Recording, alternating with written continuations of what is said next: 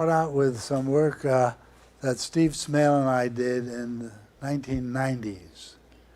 So it concerned solution of systems of polynomial equations.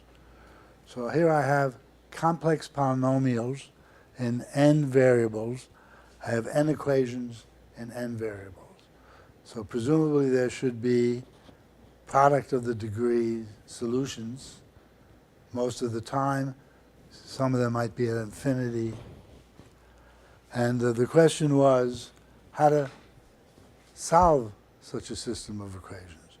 So we were working on numerical methods to solve the system of equations. Oops, that's the wrong button. So the first thing, well, actually not the first thing. It took us about 10 years to get here. We homogenized the equations. So you add one more variable, and it makes making all the terms have the same degree. And now you solve the homogeneous equations, and of course now instead of having roots isolated, you have lines. Because if it's homogeneous and you multiply the point by lambda, then the value multiplies by lambda to the d, and if f is 0, lambda to the d times 0 is still 0. So the original roots are with z0 equals 1. So you took z1 through zn, you added a variable z0. If you set it equal to 1, you get back the original collection of polynomials. So the zeros would be on that plane, and now you have the lines going through that plane are the zeros. And now we took the space of homogeneous polynomials. So the ith polynomial should have degree di, and then we take n of them.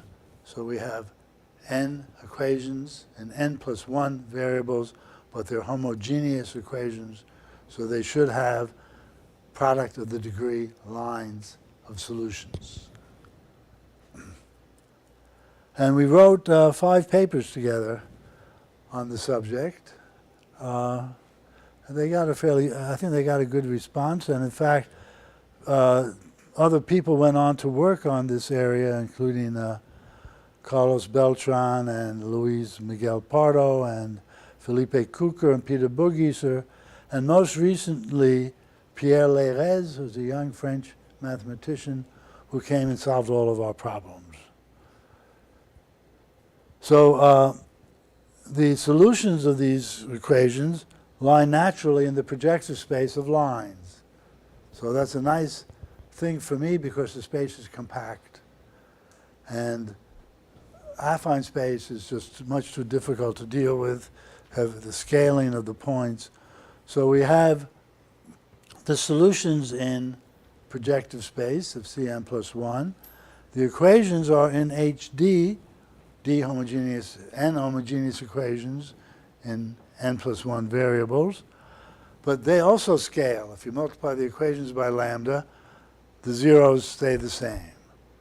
So you might as well consider the projective space of systems. So now life is a lot easier for me because you're in a product of 2 compact spaces. And it's also useful because when you go to this structure and now you make a definition, it should make sense on the projective space. And this is a good test of whether or not your definition is meaningful, I think.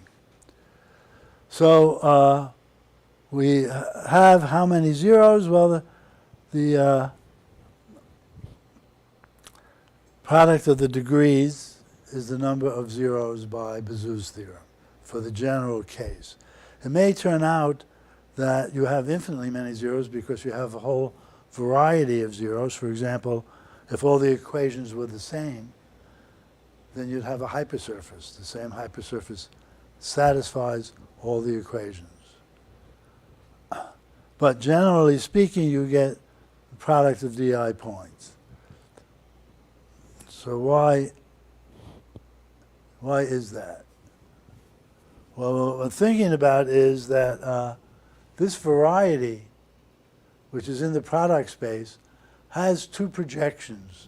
So this is what the talk is about in some sense. These are two projections from V. So V is the space of solutions, maybe sometimes called the incidence variety. And so we have this is f of z, where f of z is 0 for the system of equations. That is a smooth subvariety of the product space. And now, if you project V onto PhD, the fiber is the zeros of that particular polynomial. I fix a polynomial, I look at all the zeros of that polynomial. That's going to be a finite number, usually product of di. That's going to be the fiber of V over F. The other fiber of V over PCM plus 1, that's, you fix a point, and you're looking at all equations which have that point as a 0. Well, that's a vector subspace. So here, on the left, this projection onto PhD, it's complicated. It's what you want to understand. It's got finitely many points. It's not easy to describe anything about it. The other hand, on the other side, you've got a vector space. So if you want to integrate a function, then on PhD, so what function do I want to integrate? This one, the number of points in the fiber. I want to integrate that. But how can I know nothing about it. But what I can do is lift the integral up to V and then project it back down on the other variable. And then I have an integral over over a vector space. So now calculus sometimes can help you here in actually evaluating the integral. So that's the story. And then I must have, one day, I used to have a great job at IBM. They had a research division, and when they were the most prosperous, sometime in the 1980s, they hired me because they could afford to have people who did nothing for the company.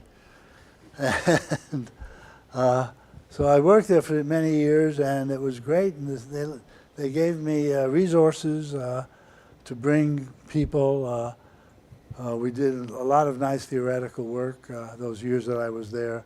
They also let me leave. I was in university when they hired me, so I said, I only go to university 3 days a week. And they said, okay, you come to work 3 days a week. I said, I only go 8 months a year. They said, okay, you can go traveling. So I was traveling a lot. I went to Berkeley, and I was rented a little house in Albany. And one day I was just sitting there. It was in the morning, and I just took out my pen and I looked at this problem again. What about if we look at this problem? I now take real polynomial systems. And I want to know, I do the same thing. I take H homogeneous polynomials of degree di and variables, and I ask, how many roots do we have now? Well, we know quadratic equations, for example, sometimes we have no roots, one quadratic equation. Sometimes no roots, sometimes one root even, sometimes 2 roots. So I asked the question, what is the average number of roots in this context? So I was amazed, I must say. It was one of the more happy moments of my life when I wrote down this integral on the left, which is the number of points in the fiber. On the right, I got an integral on a vector space, and I could integrate it because everything came out. There was nothing to do, in fact. And it came out with the answer, the number of real roots on average is the square root of the Bezout number. That I just love that answer. Sometimes there's no roots. Sometimes there's even more than product DI roots. It can happen in the reals. But on the average, you get the square root of the Bezout number. Well, there's this PhD, so that's an important point, right? So how is the average defined here? Good. So the way the average is defined is I'm going to put a Hermitian structure on the space, projective space of homogeneous polynomial systems. And so I have to tell you what the inner product of two polynomials is, and it is the summation of the coefficients of one times the conjugates of the coefficients of the other. But you have what did I do? You have a weighting factor here, which is the binomial coefficient D choose J, where J is a multi-index. So you divide by that. By dividing by that, it turns out that this Hermitian structure on the space of polynomial systems is invariant under unitary substitutions. So if I take a polynomial P and I compose with a linear map, it stays of the same degree. So if I take a unitary group, I get another polynomial system of the same degree. And this action, taking a polynomial system and composing it with a unitary map, is an isometry of this structure. So that's why we do it. This was known to Hermann Weyl. In his book on classical groups, you find this particular Hermitian structure. In fact, it is more or less, I think, the same as L2. So you integrate F times G bar over the sphere or projector space, and it gives you this answer. So, okay. So this is how you do it. You have there's two projections. What you want to integrate is on the PhD function. You want to integrate the number of points in the fiber. Now this projection is in most places regular. All the roots are non-degenerate. That means the solution manifold is like a little local covering space of the space of systems.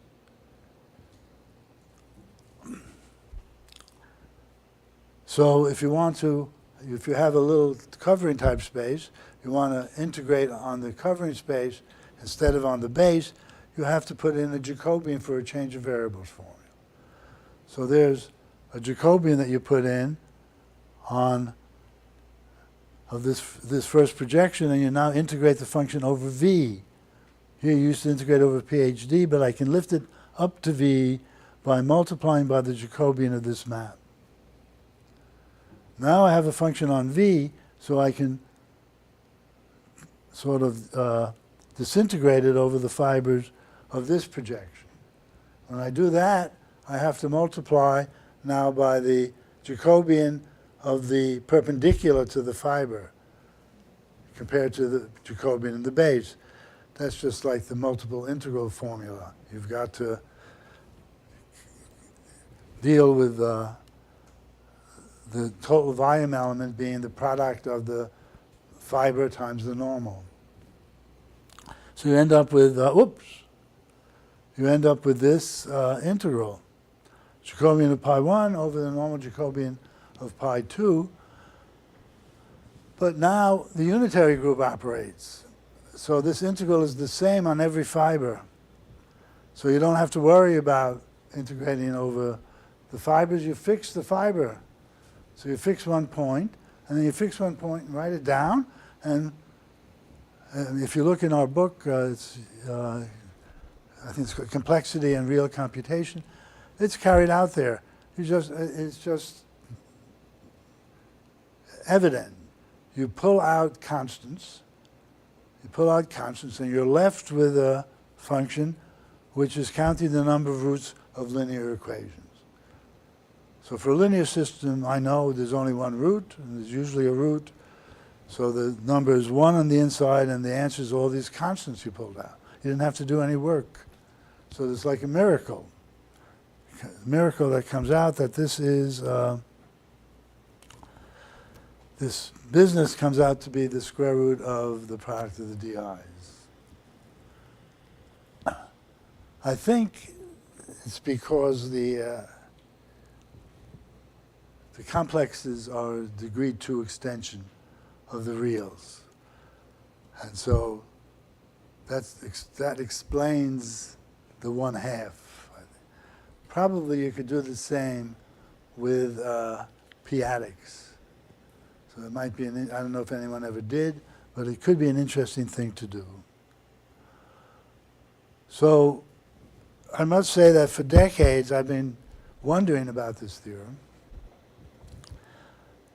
because I just didn't know where it fits in mathematics. I'm very happy with the result, but this theorem uses so much structure. There's the unitary group. It's a projective space, so the unitary group's operating on projective space. It's operating on the function space and leaving it invariant.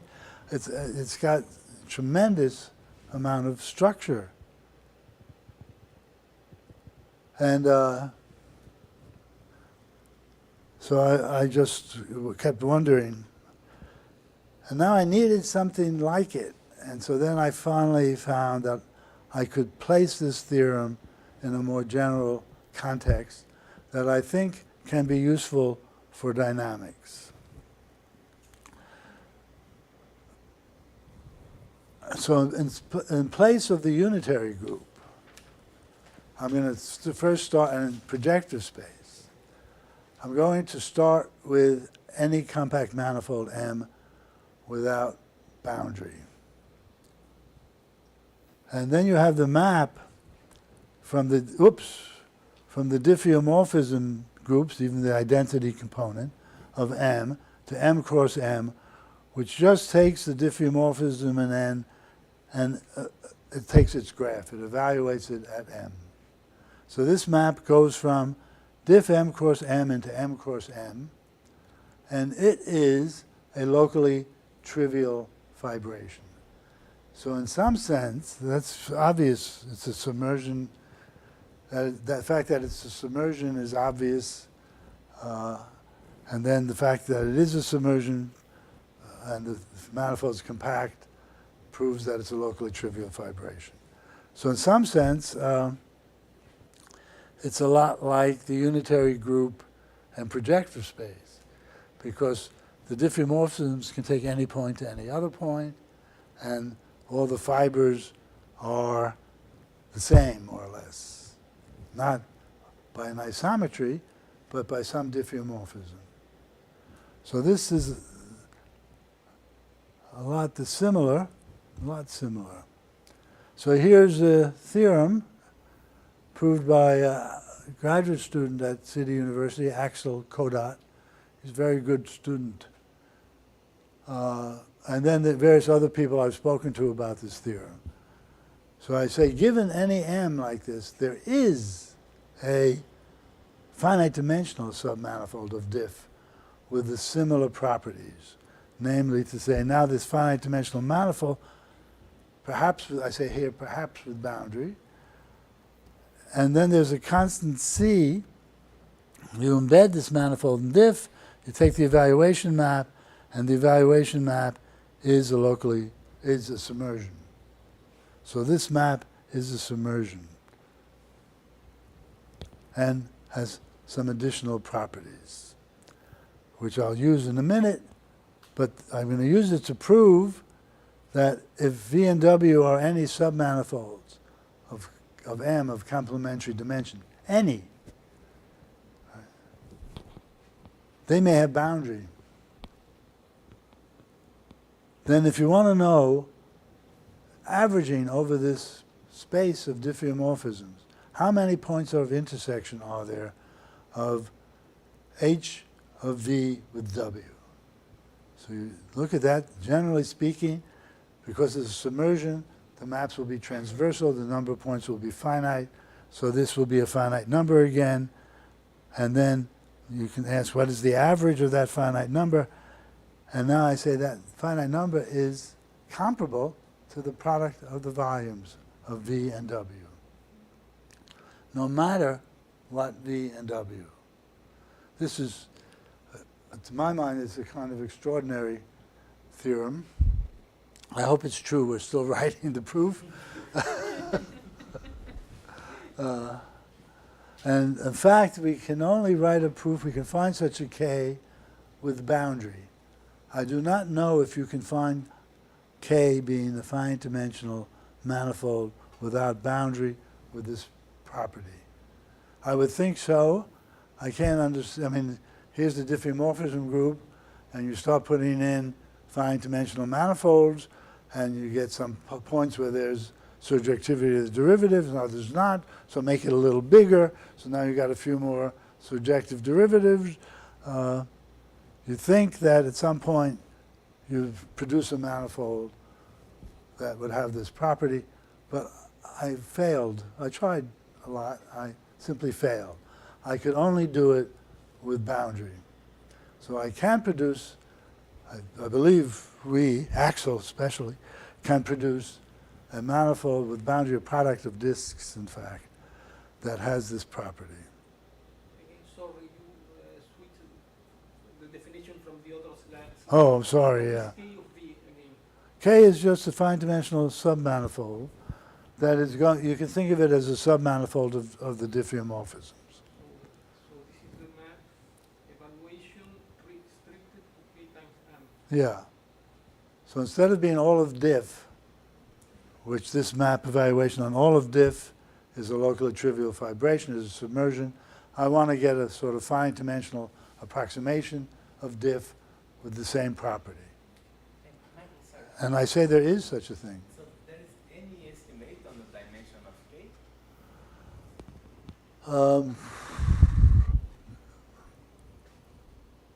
No. I mean, it depends on how many charts you need to cover M, and small enough charts so that translations in the chart are making sense, and the derivatives are reasonably. So do you need the map that preserves volume up to a constant? I need it for the estimate afterwards, but this does because it's compact. K is compact. So this is somehow more or less saying that any manifold is like a homogeneous space. There's this set of diffeomorphisms, moves any point to any other point, and it has finite distortion because it's in a compact family. So any point is like any other point up to some kind of finite distortion. You can sort of believe that, like even on the surface, if you make it very narrow someplace, it's still bounded in some sense. So anyway, I think we proved it correctly with boundary, and I don't know, I think it's a great problem. Is it true for Ks that don't have boundary? Great problem. The same is true actually if they're not complementary dimension, and you look at the volume of the intersection. Same theorem. And the same proof. Did I write the proof of the other one? Oh, no, I didn't. Same proof. You look at the solution variety, you have the number of points, or you have the volume of the fiber, then you lift that up to the variety and push it back down, and now you have to estimate in each fiber, and you say, okay, the fibers have bounded distortion, so they're not all equal, but they're equal up to some constants. And so this is, I say this is in progress, and I'm pretty sure it's correct, but I'm not 100% sure yet. And the question is, what about K without boundary?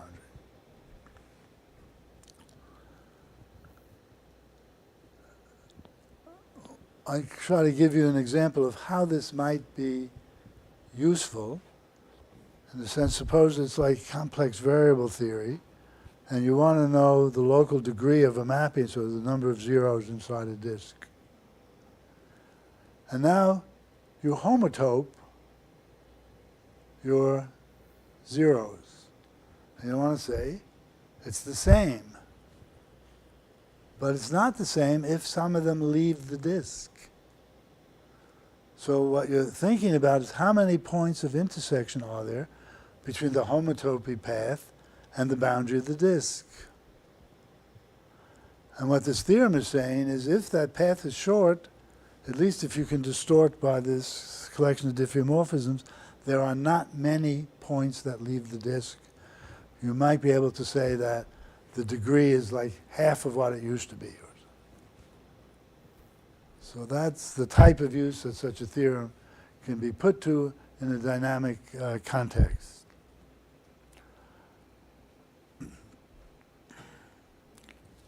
Okay, and here's the second topic.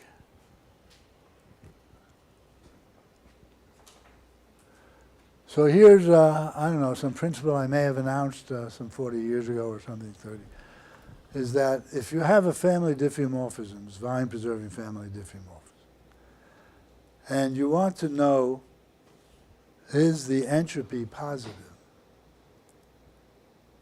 So I had this wild idea, I must say, it was pretty wild, that maybe, for example, I mean the standard map, this is the example, the standard map, is the entropy positive? So everybody would like to prove that. So I thought, well, no, let's not do the exact standard map, but move it by isometries around and think of this whole family. So now we've got a whole family of maps. Maybe we can prove that the integral of the entropy is positive on the family. And then we would prove there are some that are positive. So this was the idea. You don't have to prove the entropy of that particular example is positive, but you put in a family that's rich enough. The rich enough family should have positive entropy, and well, that should do it for you, at least in some sense, that you've got an example with positive entropy. And why should a rich enough family have positive entropy? Well, the random family usually has positive entropy. So think about the random family usually has positive entropy. If your family is rich enough, say for example, you use a transitive family of isometries to move points around, then you say, okay, if the random family has some entropy, it means there's some action somewhere. So this action is moving some set here, someplace else. Use some part of your isometry group, move it back. So you have freedom to move whatever sort of random dynamics you have, you could move it around and bring it back. So we want to compare the random exponents with the integral of the deterministic exponents.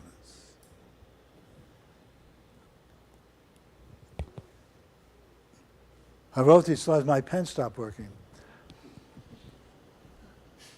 So the slides are as they were when I sort of making notes for myself. But I can then ask you, who's Yasha? See, I couldn't write in the last name. Any guesses as who Yasha might be? No. So Yasha here is Yasha Pessin, and this is a Pessin theory of exponents and entropy theory, and he proves with Ruel that first of all it's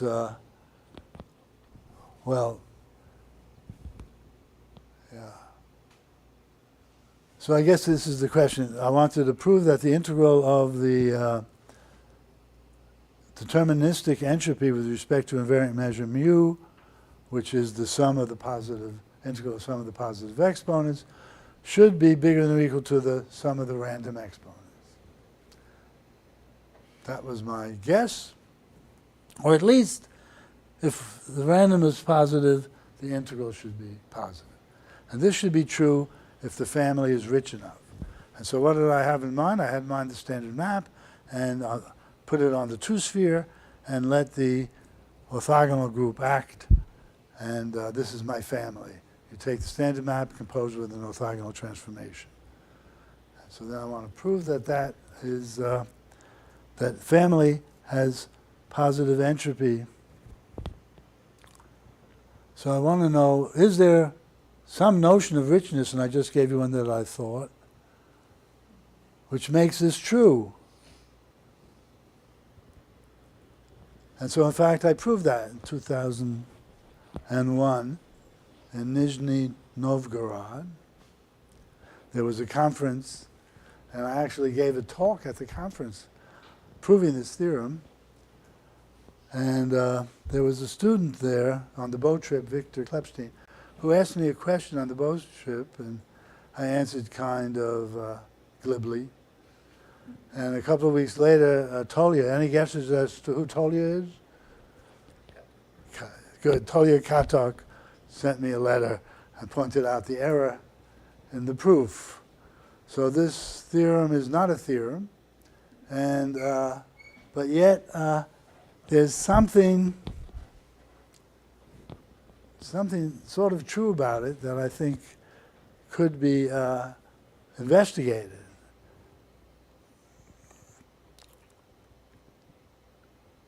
So at the time, a big contribution to this conjecture was a theorem I proved with Jean-Pierre Dedieu, that if you looked at linear maps and you, the complexes, and you had the unitary group acting, and you have a measure invariant under the unitary group action, then the integral of the eigenvalues, absolute values, was bigger than or equal to the integral of the random ones. So in fact, we proved the theorem for that case.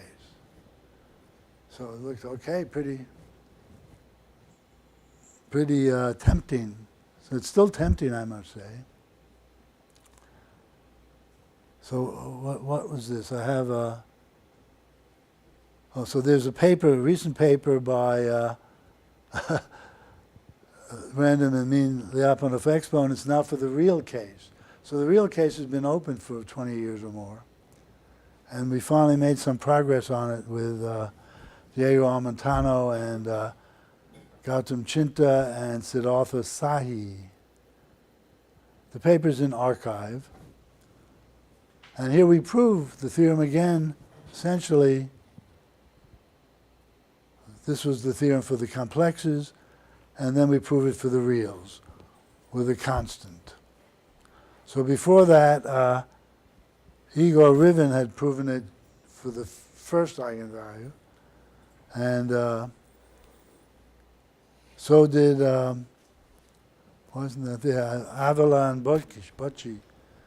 They proved it for 2 by 2 matrices as well. And with Enrique Pujals, we proved it for Blaschke products. So you take a Blaschke product of the circle and you compose with all rotations. And now you ask, what about these integrals? And the fact is that the theorem's true. Even though sometimes the dynamics has a sink, so it's not even, so it's like the real eigenvalues type question. There isn't always an invariant measure with positive entropy, but if you average, even the ones that don't, the average is still good. So, but then it's not true for even real analytic expanding maps. It's almost true, fails a little bit. But still it's true that it's positive. So the second thing that we're first saying is the integral is still positive. And then we did a family of works about it, about the standard map and the rotation group and randomization of that situation. And what we proved is that if you randomized a little and then you let the twist go to infinity, in the limit the theorem's true. So even for small randomization. But for no randomization, it's probably not true that the average is bigger, but it's still true that the average seems to be positive. but that's everybody believes the standard map has positive entropy. So then the theorem that now is being proved by those Chinta and Sahi and Amontano and me is that the same thing that was true for the complexes is true for the reals. So that's the sort of, except there's a constant that depends on the dimension. And so now there's again hope, I think, that, all right, there's another case in which it's true, and once you try to find out and understand what are the properties that make it true. So maybe you could find some properties of a family that would say it's rich enough to make this theorem true, or at least to make the entropy, integral of the entropy, positive. So I think that's a great problem, and I hope it's... And now the theorem, the proof of the theorem is the same, of course. It's the double fibration. So we need to project onto, we take a fixed point variety, which is the fixed planes that a particular linear map may have. Where you fix the plane and then you look at all of the orthogonal times A. You have the fixed matrix A. You're looking at the action now of all of OA. And then you look at those orthogonal transformations which fix, so OA fixes the same plane. That's going to be the fiber over on the right and or the left. And on the right here, on the left you fix the linear map and you're looking at the fixed planes. What does a fixed plane mean? It means, well, the eigenvalues in that plane. So you have the eigenvalues in that plane. On the other hand, on the right you can have the determinant of the linear map restricted to the plane. And of course, if you have eigenvalues, the product of the eigenvalues is the determinant. So there's a relationship between these two projections and the values. And on the right-hand side, if you integrate, you get the random exponents. On the left-hand side, you'll get the integral of the deterministic eigenvalues. And so now it's, again, the use of this double fibration that proves the theorem, except it's a little harder in the sense that part of the proof involves some representation theory of the orthogonal group that I have to admit I don't understand myself yet, but I'm confident in my co-authors, and I'm hoping to figure this out next month. But at least it's kind of hopeful for me, and I think what we might want to do now is to think about the situation where you have what's called a cocycle, a linear cocycle. So you have a transformation over space X, sitting on top of it you have a linear map of a vector bundle, and now you want to do the same story with respect to the linear map of the vector bundle and the random products. And so you'd like to say, what makes a rich family of vector bundle maps? And what do you need about the family? Is it a family that's an orbit of a group? Or what do you need? Or maybe it could be an orbit of something like the K we had in the previous analysis. Yeah, so I think the next case might be, the case that we're talking about is the space X is 1 point and there's one fiber. So I think the next case might be the space X is 2 points. So suppose you have a vector bundle automorphism of space over 2 points. What about the eigenvalues versus the random values? Now it might be that if you make the group big enough, it reduces to the theorem we already have. But if you have a smaller group, I think it's an open question. So maybe you just use, I have 2 points, I have linear maps from x1 to x2, x2 to x1, but I only have one orthogonal matrix that I compose both maps with, or just the first one. Now is the formula still true? Is that a rich enough family? And that's the case I just don't know, 2 points. So 2 points is starting to get close to a general vector bundle, but it's not. But it still would be interesting, I think. Anyway, that's it. Thank you.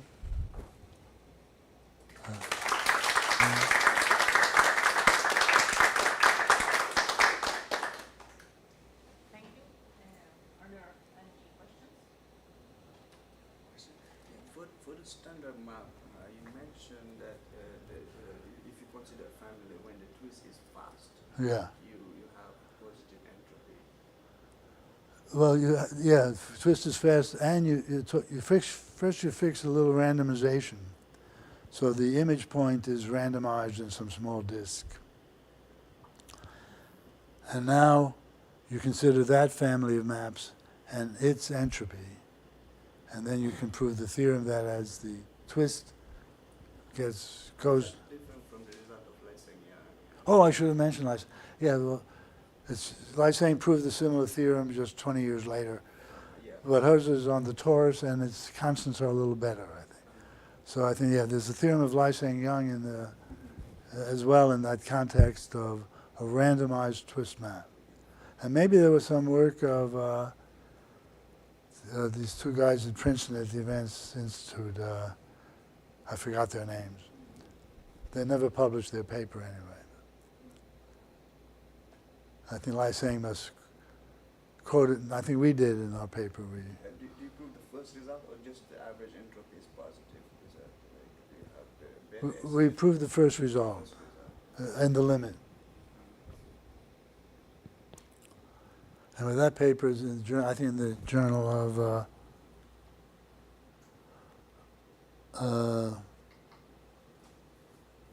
I don't say where it is. I think Journal of Statistical Physics or something.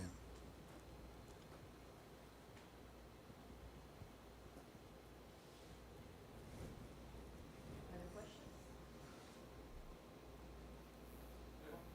Comments on two topics that have some ideas in common. Well, they're both using this double fibration. That was the idea that somehow this double fibration, which appeared just in somehow algebraic geometry, roots of polynomials, has a life in other places, I believe. One of them was this number of points of intersection of V and W. That's just given to you as a dynamics problem. And the second one being this relationship between random exponents and integral of deterministic exponents in rich families. And the notion of what a rich family might be that would make such a relationship true, but it's all dependent in this second case we just proved, again on this double fibration technique. So, You can apply it somewhere else. oh yeah, maybe you can apply it many places. Maybe you can. In my case, I was thinking that one of the manifolds would be a bunch of union of disks. So in fact, I mean, that's W or something, just a bunch of union of disjoint disks. And then the other one might be just like a small normal neighborhood of some other manifold. So I'm now asking how many of these disks might intersect a small height. So that could be a version of this index result that I mentioned in complex analysis. I want to say that there aren't too many points in these disks that cross this small window.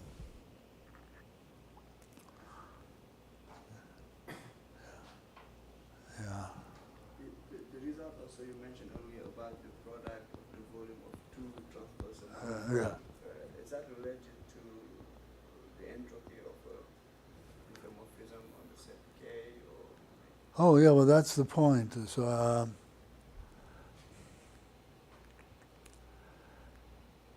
Yes. so this is part of a project, which I won't claim is done in any sense, to try to prove the C2 entropy conjecture. And the method that I'm trying to do is to take a cohomology class that's invariant and represent it as a manifold, and then a dual manifold for intersections, so that the number of intersections of f to the n of v with w is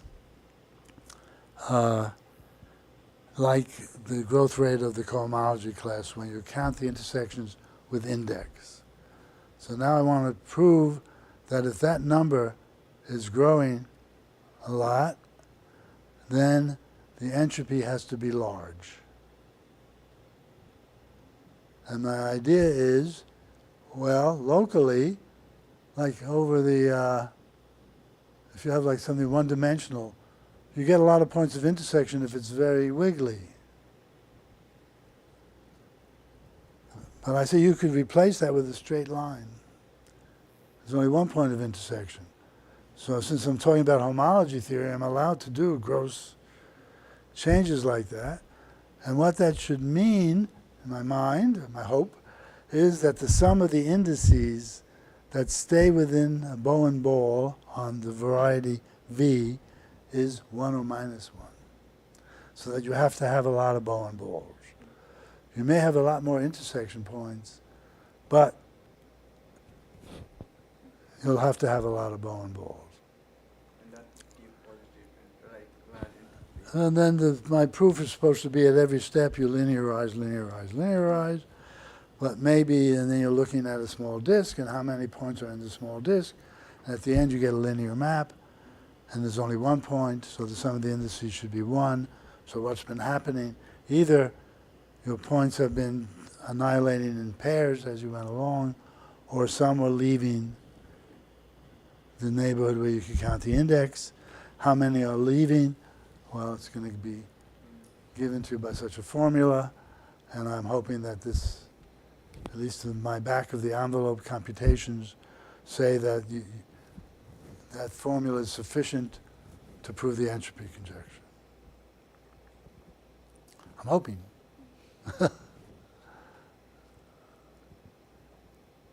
But I think it has, should have value in dynamics.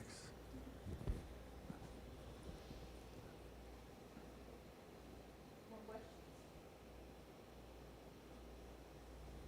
So these two results, so the two cases you had, one for lateral product and one for Yeah. So they're essentially the same. I mean, they seem fairly similar. Yeah, they do, but it's, complex variables have so much more structure that you can get away with the proof. In the real case, even if these are real analytic maps, it's not good enough to get all the random behavior.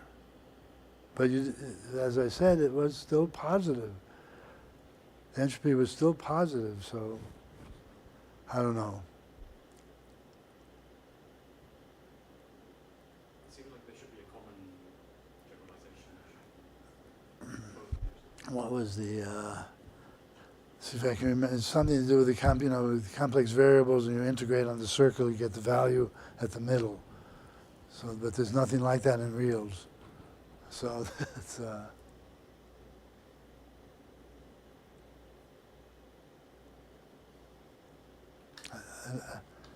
that's the best I can remember of that proof. I don't know, it was at least 10 years ago. But that one's published. More